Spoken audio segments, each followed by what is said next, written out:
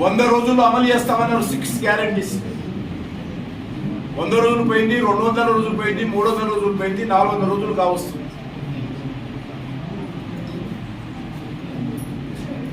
ఏ ఒక్క గ్యారెంటీ కూడా పూర్తి స్థాయిలో అమలు జరగలేదు. ఈరోజు కాంగ్రెస్ పార్టీ ప్రభుత్వము ముఖ్యమంత్రి ప్రకటనల ద్వారా అరచేతిలో వైకుంఠం చూపించి ఈరోజు ఇదే మా పరిపాలన అనే విధంగా ఈరోజు ప్రజలను మభ్యపెట్టేటువంటి ప్రయత్నం చేస్తా ఉన్నాం. అందుకే ఈ యొక్క శాసన మండలి ఎన్నికల్లో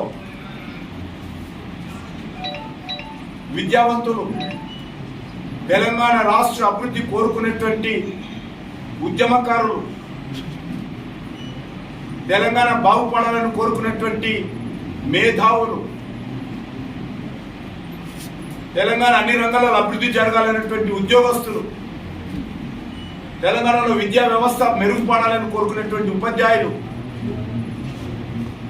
తెలంగాణలో ఉపాధి అవకాశాలు పెరగాలని కోరుకునేటువంటి నిరుద్యోగులు అందరూ కూడా ఎన్నికల్లో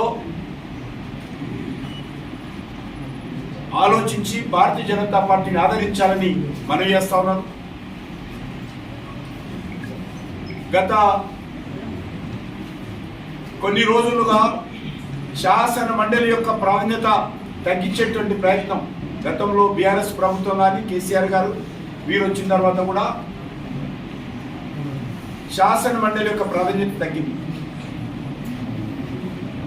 ఒకానొక కాలంలో మంత్రులు శాసన మండలికి రావాలంటే భయపడేటువంటి వారు, మేధావులు, విద్యావంతులు శాసన మండలిలో ప్రజా సమస్యల మీద మంత్రులను నిలదీసేటువంటి సాంప్రదాయం ఉంది. ఉపాధ్యాయుల నుంచి గెలిచినటువంటి ఉపాధ్యాయ నియోజకవర్గ శాసన మండలి సభ్యులు ఉపాధ్యాయుల సమస్యలే కాకుండా ప్రజా సమస్యలు కూడా లేవనెత్తి మంత్రులకు చెమటలు పట్టించేటువంటి వారు. కానీ ఈరోజు కాంగ్రెస్ పార్టీకి చెందినటువంటి ఎమ్మెల్సీలందరూ కూడా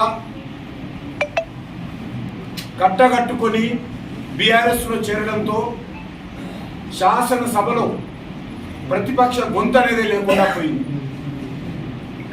బీజేపీకి చెందినటువంటి ఏవిఎన్ రెడ్డి ఏకైక శాసనసభ్యుడు తప్ప ప్రతిపక్ష పాత్ర లేకుండా పోయింది. బీఆర్ఎస్ ఉన్నప్పుడు అదే పరిస్థితి, కాంగ్రెస్ పార్టీ వచ్చిన తర్వాత అదే పరిస్థితి.